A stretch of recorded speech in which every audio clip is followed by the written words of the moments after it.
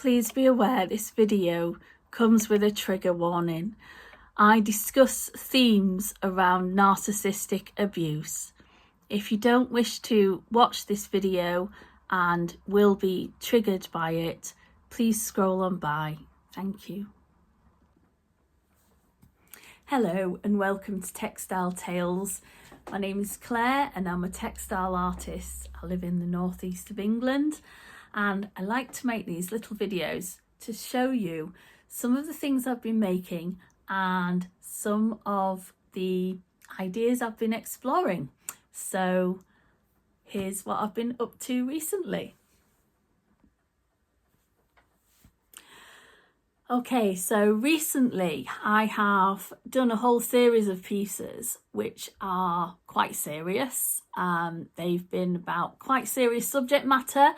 And actually, sometimes I put so much of myself into these pieces and so much of my own past, my own trauma in many ways, that actually sometimes it's good to just have a little break. So I have started working on something which is a little bit more light-hearted and a little bit more, I suppose, spiritual and aligned more with my autistic witch stuff. But I wanted to make a little separate video about this particular piece because it has such a serious message behind it. And actually, I also wanted to share a little bit about I suppose my own journey really, because it's not just about my artwork. It's also been, a lot of this has been about me and about my own healing, and it's been about my own journey of recovery. So the piece that I'm going to talk about is around narcissistic abuse. And I have applied to a little gallery in Edinburgh who I've been exhibiting with for a little while now, and they do a whole series of themed shows, and they put an open call out for domestic abuse, basically themed pieces around domestic abuse. And I knew this would be something that I wanted to do because I had my own experience of it, but I also realised that it would come with its own challenges. So as a result, you'll notice that in a lot of my videos I've gone through the process of making the piece, and I've talked a little bit about my thinking behind it. But in this instance, I've chosen to not go through the making process, and actually that's been because it's been a very personal thing, and it's also been, I've needed the time to process my own emotions, to process I suppose the trauma that I've experienced, and I've needed to give myself that space because it's just been it's been its own journey basically. So I'm going to show you the piece, and then I am going to talk a little bit about the more personal side of my experience and why I specifically have chosen narcissistic abuse. So here is the piece that is about narcissistic abuse. It's actually called Behind the Curtain because it's designed to be seen from both sides. It's double-sided, and it's also made of a net curtain, which hence the title Behind the Curtain, and it's got underneath it some of this non-recyclable plastic as well, which I do like embroidering into and using in my work. So anyway, this is the idea behind this piece. This is what society sees. This is the external view of the narcissist. And then you have the inner view, which is on the other side. So on the outside, we have texts such as, "Such a good man, so charismatic, does so much for charity. You must be imagining things. Look at all the good he does." And the idea is that this is what, say, people who don't really know what's going on might perceive or see or imagine that person to be. And that's not the truth. So on the other side, if I was to lift this up and show you, on the other side, you see, is a very different picture. I don't know if you can see, but you have a figure here, and she has been embroidered in, again, very bleached of colour, quite deliberately so. And the idea is she's in a fetal position.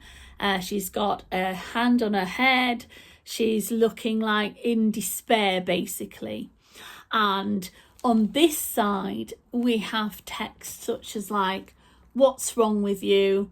Imagining things, oversensitive, stupid, fat, ugly, too loud, a failure, can't get anything right, selfish, unworthy, lazy, stop making a fuss." And the idea of this is basically, this is all the gaslighting that happens in an abusive relationship, as opposed to what the community sees. And in a way, it's all part of how insidious the whole thing is, how people that only barely know the narcissist perceive them to be such a good man, so charismatic, does so much for the community, and so on and so forth. And so the gaslighting that happens isn't just within the relationship, but it's also part of what society sees as well. And I think that's what is so difficult about narcissistic abuse, that it's actually it's not just the lies that that person tells you, but it's also what other people perceive too. So anyway, this has been quite a serious piece. I am hoping to get it on show. As I say, it's designed to be hung in the centre of a room, to be seen from both sides. So you've got, the side that society sees and the side that's hidden, but what's really happening. So hopefully that's going to be on its way soon and be on show soon. So creating work about narcissistic abuse has been a very personal experience for me. And that's because I am a victim myself. And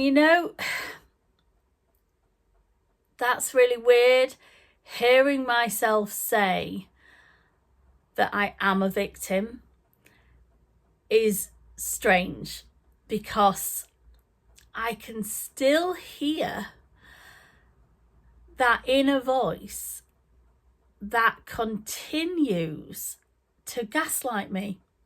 And it's fascinating, because I can hear myself say, yes, I am a victim. Yes, I've experienced this. And then I can hear that voice going, really? It wasn't that bad? Really? Have you just exaggerated all of this? And it's nuts. But this has been part of my journey. This has been part of my experience, and this is why I want to share this in a really open and honest way, because actually, you know, I'm still dealing with that voice. I'm still dealing with that inner, I suppose you could say it's like an inner, it's a form of brainwashing, basically, you know, and it continues to gaslight myself in this really insidious way. So, yes, right.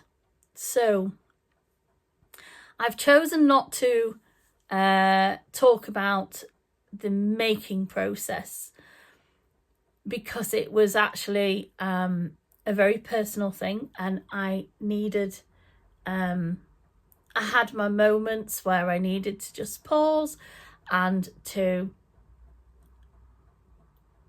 basically reflect on it all. And it's been quite emotionally tough. It's been emotionally tough because I am so familiar with those messages that I've written into my artwork and included in the piece are so familiar and basically they're like deeply embedded in my brain on a bit of a loop, and I have to challenge the demons that are still there and that still want to lie and gaslight and convince me all of that stuff that, you know, it wasn't that bad and what have you. So anyway, it's begun in my childhood. My father, at the time when I was a kid, I obviously had no idea what narcissistic abuse was, and I had no idea that what was happening to me. And when you're a child, you don't really fully understand it. What I understood as a child was what I felt in my body, inside, in my heart. I felt the wounding, but I thought it was my fault. And instead I felt massive amounts of shame and guilt and tried to make things better, basically.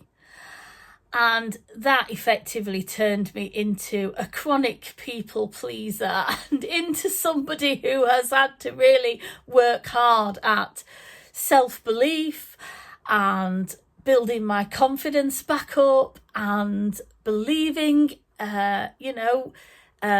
trusting myself, building self-esteem, all of that stuff. I've really had to work hard at that from the ground up, because when that stuff begins at an early age, you, like I say, you don't have words for it. You don't have the ability to say this is wrong because you don't understand it and you don't know why it's wrong.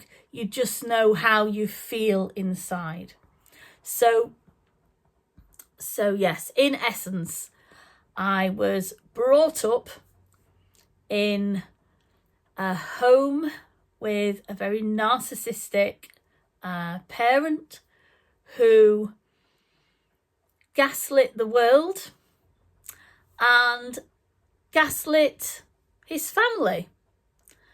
And it's taken me a long time to recover from that. And you know, sadly, what I also realised is that because I had been victimised, it made me vulnerable to more victimisation. And I've had to work hard at understanding that. And again, you know, when I was as a young woman, I did not understand why I'd been bullied at school. I'd then been bullied in almost every job I'd had. I'd been repeatedly victimized and bullied by partners and friends, and you know, and I just didn't understand that.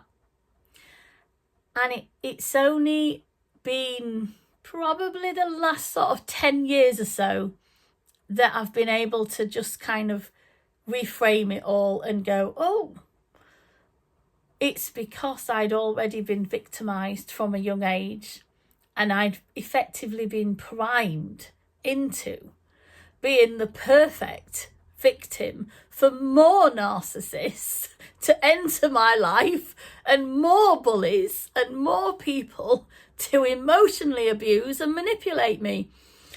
So sadly, you know, that's why it's taken me so long to get to where I am now. You know, at 46, I'm still peeling back those layers. I'm still working on it. I'm still trying to challenge that inner voice that wants to shame and humiliate me and gaslight me still, and I'm still trying to deal with it. So yes, this has been a very personal piece to make, and it's been in some ways quite cathartic. I'm glad I've done it, and I feel it's important to share this message to the world, to other people. For if you have been victimized yourself, you will understand what I'm talking about. You will identify with that voice that still wants to gaslight you. You will know how and why you've been repeatedly victimized, because you effectively get used to it. You almost become, you know, you don't see the red flags. Other people see them, but you don't. And it takes a long time to recover from that. So yeah, I'm hoping that both my artwork and my little videos will help others. And even if, you know, just one person sees this and recognises for the first time that they have been a victim of narcissistic abuse, you know, I hope that it helps on your journey and helps with your own recovery. And yeah, that's all I can ask for, really. You know, I'm just a textile artist. I just make stuff that, you know, I try to put bits of myself into my work in the hope that, you know, maybe others will be able to identify with it, and yeah, hopefully you'll be able to move forward and get help if you need it. So thank you for watching my crazy little rants and my little videos. You know, if you have identified with this, you know, please feel free to comment. Please feel free to like and subscribe. It would be lovely to hear back from you. So thank you again.